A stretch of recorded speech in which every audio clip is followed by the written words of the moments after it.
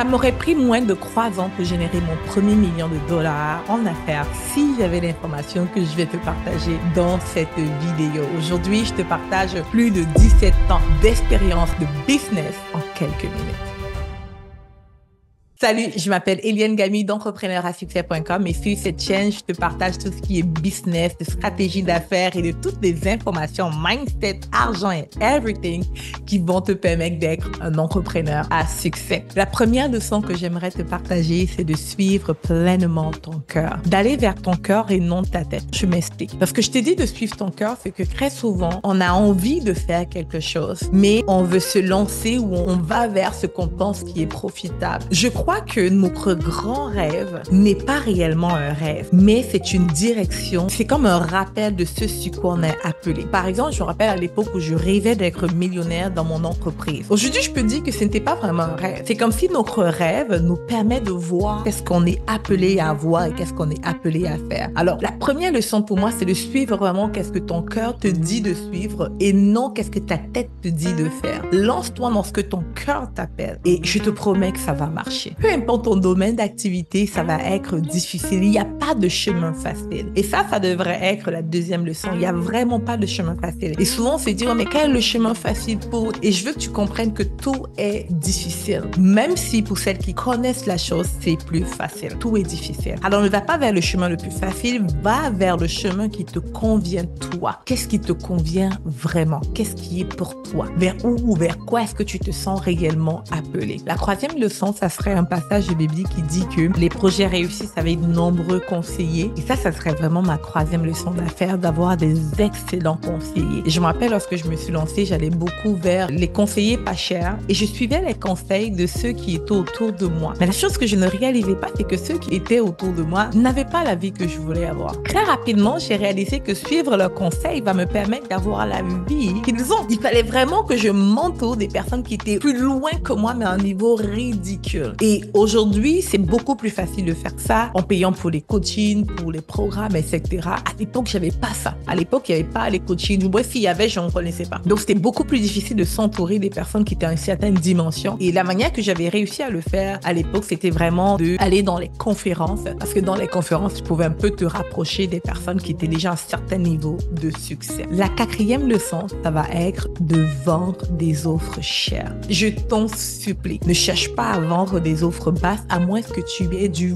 volume. Si tu as un grand volume de personnes qui te suivent, qui sont dans ton following, qui te suivent et qui t'aiment, etc., vends quelque chose de pas dispendieux. Mais si tu n'as pas le volume, vends quelque chose de cher. Commence à vendre des offres très chères, après des offres moins chères et petit à petit descends. Plus tu deviens populaire, plus tu peux créer des offres moins chères. Mais commence par des offres plus chères parce que ça va te permettre de générer des revenus beaucoup plus rapidement. La stratégie qui m'a permis d'amener mon entreprise au million, c'était simplement de vendre des offres à 10 000 $. Je suis quittée d'une offre à 2 000 $. Et cette offre de 2 000 $, j'organisais des challenges tous les mois. J'avais à peu près 20 à 23 personnes maximum qui achetaient cette offre à peu près tous les mois à 2 000 $, qui était génial. Ça me faisait quoi? Presque 50 000 $. Super. J'ai transformé cette offre en une offre de 10 000 $. Et à l'offre de 10 000 $, avec seulement 10 personnes qui me disaient oui, j'étais déjà à plus de 100 000 $. Et lorsqu'on a commencé à avoir 15 personnes et le même nombre de personnes, ça veut dire 20 et 23 personnes qui disaient oui, on était à plus de 200 000 $. C'est beaucoup plus facile d'atteindre certains chiffres d'affaires si tu as des offres plus chères, plus dispendieuses. Et maintenant, je sais que tu vas me dire, mais où trouver les gens qui sont prêts à acheter un certain montant? La plupart des gens n'ont pas d'argent. Et je vais te dire ceci, la plupart des personnes n'ont pas d'argent pour acheter chez toi, pas chez tout le monde. Et aussi, il faut voir qui est la clientèle que tu vises. On ne veut pas aller parler à des clientèles qui n'ont pas les moyens. Va chercher une clientèle qui a des moyens, mais même la clientèle qui dit ne pas avoir les moyens, elle n'a pas les moyens pour prendre tes services à toi. Parce que je te promets que le même montant qu'elle te dit qu'elle n'a pas pour te payer, elle sortirait ce montant assez rapidement pour acheter un sac à main, pour payer un voyage en famille ou même pour amener leur enfant à l'hôpital. Donc du coup, non, les gens ont de l'argent. C'est juste que tu dois travailler ta manière que tu présentes ton offre et aussi la manière que tu mets les choses en avant. Ta manière de présenter les choses de manière à ce que les gens réalisent que tu as la solution à leurs problèmes. Si les gens te disent que ton offre est trop chère, cher, c'est que ton offre n'est pas assez irrésistible. Et si tu as une offre irrésistible et que les gens trouvent que c'est toujours cher, peut-être que tu parles simplement à la mauvaise personne. Le 5e conseil que j'ai pour toi, ça serait d'apprendre à vendre à plusieurs personnes au même moment. Moi, ça m'a sauvé. Parce qu'en fait, pour vendre ton offre, tu as soit la vente one-to-one, ça veut dire de parler à une personne à la fois, ou la vente d'une personne à plusieurs. Ce qui m'a sauvé, c'est d'apprendre à vendre à 10 000 personnes au même moment, mais de parler à 10 000 personnes comme si je parlais à une personne. C'est vraiment un skill, c'est vraiment une aptitude pour savoir comment faire les présentations. Et ce qui m'a beaucoup aidé, c'est de faire des lives sur les réseaux sociaux. Ça m'a permis d'être plus à l'aise à faire des présentations. Mais lorsque tu apprends vraiment à faire des présentations en live et à communiquer de manière à ce que les personnes réalisent que tu as la solution à leur problème et à communiquer à 10 000 personnes, mais c'est comme si tu parles à une personne parce que tu connais clairement qui est ta clientèle idéale. C'est tellement dans ta tête, tu sais exactement que tu parles à une seule personne, mais il y a 10 000 personnes devant toi. Ces 10 000 personnes finissent par acheter. Ce skill-là m'a sauvé lorsque j'ai eu, par exemple, mon 2e enfant. Et il fallait continuer à vendre. J'avais pas encore une grosse équipe. J'ai généré mon premier million. J'avais à peine 2 personnes. J'avais 2 assistantes dans mon entreprise et quelqu'un qui s'occupait de tout ce qui est tech à temps partiel, à peine 10 heures la semaine. On avait très peu de personnes. C'est moi principalement qui faisais la vente. Je n'avais pas d'équipe de vente et ça m'a sauvé parce que lorsque j'étais enceinte, je pouvais seulement travailler à peu près 2 heures par jour. C'était vraiment le max que je pouvais réellement être performante. Et entre 13h à 15h, ce que je faisais, c'était des présentations en direct. J'invitais le maximum de personnes et je leur présentais mon offre. Et ça marche, peu importe qu'est-ce que tu vends des lunettes, des stylos, des offres de coaching, peu importe. Apprends à présenter tes offres à plusieurs personnes au même moment. Avant d'aller plus loin, je tiens juste à t'inviter à liker la chaîne, mais surtout à subscribe. Abonne-toi simplement parce que lorsque tu t'abonnes, ça permet à d'autres personnes de voir les vidéos. C'est une manière de m'aider. Lorsqu'on sera un certain nombre d'abonnés, j'aurai la capacité à ce moment-là de faire venir de grandes personnalités sur cette chaîne. Alors, aide-moi en t'abonnant. C'est gratuit, ça ne te coûte rien du tout. Une autre chose que je dois te dire, et ça, je pense qu'on est à la 6e leçon, c'est que les personnes achètent, mais ils achètent ce qu'ils veulent, pas ce qu'ils ont besoin. Et la preuve, c'est celle-ci. Si tu regardes la manière que tu t'alimentes, à moins que tu fais partie des exceptions, mais la majorité des personnes d'entre nous, on ne mange pas toujours ce qu'on sait qu'on doit manger. On n'a pas forcément l'hygiène de vie parfaite, malgré le fait qu'on sait qu'il faut avoir une bonne hygiène de vie, bien manger. On sait tout ça, mais on ne le fait pas. C'est que les personnes vont faire ce qu'ils veulent et avec leur argent, ils vont faire ce qu'ils veulent, non ce qu'ils doivent faire. Je t'explique ça pourquoi. La plupart des gens, par exemple, savent qu'ils doivent faire A, B, C, mais ne le font pas. Et toi, en tant qu'expert, en tant que spécialiste, avec les connaissances que tu as, et peut-être tu vends ce feutre, tu sais que les gens devraient acheter ce feutre et que c'est le meilleur cru qu'ils devraient prendre. Cependant, s'ils ne le savent pas, ils vont pas acheter. Maintenant, ce que tu dois te dire, c'est qu'est-ce que les personnes veulent? Les personnes veulent peut-être se rappeler des notes importantes. Du coup, ils ont besoin de ce feutre. Ces personnes veulent peut-être se sentir bien ou se sentir élégant. Et peut-être ce feutre élégant, il va faire en sorte qu'ils soient distingués, qu'ils se sentent élégants avec ce feutre. Donc, du coup, ce que tu dois mettre en avant, ce n'est pas les magnifiques aptitudes de ton feutre, mais ce que tu dois mettre en avant, c'est ce que les gens veulent. La raison pour laquelle tu dois vraiment prendre le temps d'aller chercher pour comprendre ta clientèle idéale et savoir qu'est-ce qu'elle veut vraiment. Et ne vends que ce que les gens veulent et non ce qu'ils ont besoin. Le 7e point, c'est de comprendre que avoir des clients, c'est très facile. Si et seulement si tu comprends que les personnes achètent de ceux qu'ils connaissent, qu'ils aiment et qu'ils font confiance. Ça veut dire que tous les jours, tu dois faire des activités pour que les personnes puissent te connaître, donc te découvrir, pour qu'ils puissent t'aimer, ça veut dire créer un lien avec toi et te faire confiance. Et faire confiance, très souvent, ça vient avec des témoignages sur résultats. Tous les jours, c'est juste te concentrer à faire des activités pour être connu. Donc, dis-toi, quelles sont les activités que je dois faire tous les jours pour être connu? Fais-en minimum 5 pour être connu vers des personnes qui ne te connaissent pas nouveau. Deuxièmement, dis-toi, comment est-ce que je peux faire pour que les gens m'aiment? Et ça peut être à travers ton contenu, ça peut être en leur partageant avec ton branding, ça peut être en leur partageant un peu sur ta vie, etc. Fais en sorte que les gens puissent créer un lien avec toi. Et maintenant, la confiance, c'est quoi les 5 choses que je peux faire pour que les gens me fassent confiance? Et très souvent, les témoignages, les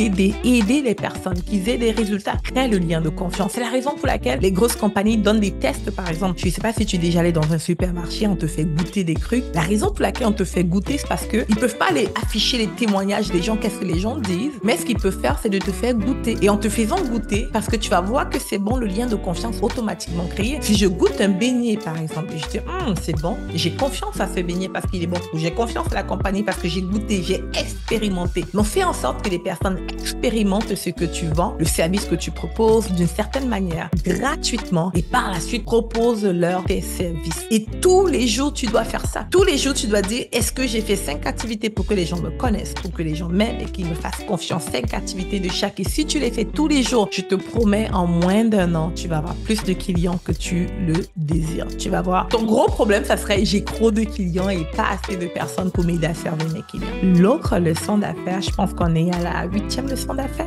Dans les affaires, c'est exactement comme dans les saisons. En Occident, il y a l'automne, le printemps, l'hiver et l'été. La saison d'été, c'est la saison où tout va bien. En une période, tout ira bien. Tout va bien aller dans ton entreprise, c'est génial, mais tu dois te préparer parce qu'il y aura une période où ça va être l'hiver, où rien ne va aller, où ça va être difficile. Tu vas faire ce que tu fais en été, ça va toujours pas marcher. C'est OK. Parce qu'en été, on s'habille pas de la même manière qu'en hiver, right? Donc, dans la saison d'hiver de ton entreprise où rien ne va, dis-toi que l'été va venir, mais dis-toi aussi que tu dois te comporter d'une autre manière. Tu ne peux pas te comporter de la même manière que tu te comportes en été. Il y aura le printemps, il y aura l'automne. Je veux juste que tu te dises, hey, c'est normal. OK? Ces phases arrivent. Et surtout que tu retiennes ceci. La période de l'été, c'est le moment où on travaille le maximum. Lorsque les choses vont bien dans ton entreprise, ce n'est pas le moment de faire du repos. Lorsqu'il y a un peu de succès, tu vas le sentir à un moment donné. Tu vas le sentir que, waouh, tout me va. Là, toutes les portes sont ouvertes. À ce moment-là, c'est le moment où tu travailles le maximum. C'est le moment où tu te donnes, mais à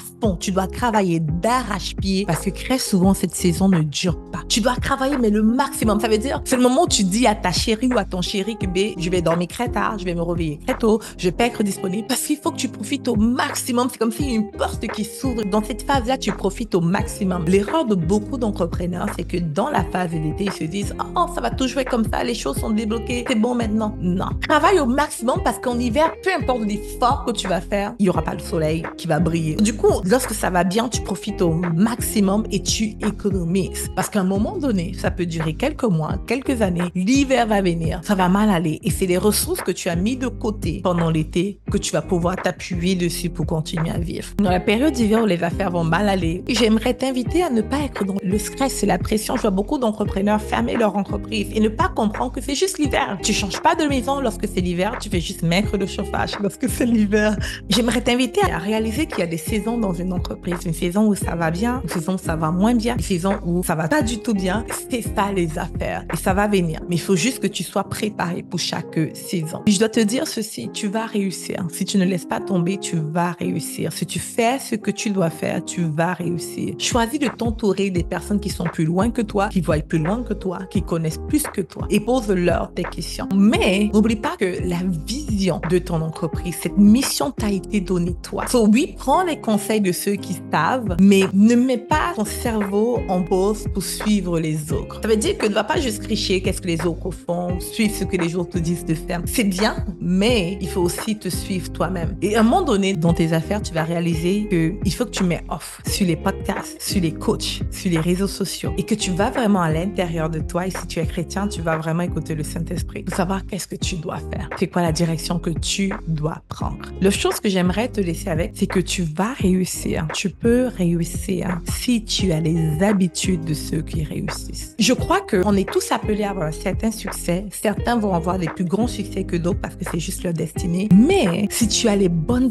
habitudes, tu auras des beaux résultats. Je vais t'inviter à travailler beaucoup plus sur tes habitudes que sur l'information. C'est beaucoup de personnes, elles vont aller chercher de nouvelles informations. Comment faire ABC? Mais si tu travailles plus sur tes habitudes, je te promets que le succès va être juste une évidence. Mais tu vas réussir si tu as les bonnes habitudes. Il y a un livre que j'aime beaucoup, je l'offre à la plupart de mes clients, les 7 habitudes de ceux qui réussissent. Va lire ce livre. Munis-toi de ces habitudes-là. Parce que si tu changes tes habitudes, je te promets que tu vas réussir. L'erreur de beaucoup d'entrepreneurs, c'est qu'elles apprennent les aptitudes, mais n'ont pas les bonnes habitudes. Mais c'est tes habitudes qui déterminent le succès au final. J'espère que cette vidéo t'a appris quelque chose. Si tu as des questions, n'hésite pas à l'écrire dans les commentaires. Si tu as des suggestions de vidéos, écris-les dans les commentaires. Je serais ravie de pouvoir avoir les idées de toi. N'hésite pas. On se dit à la prochaine.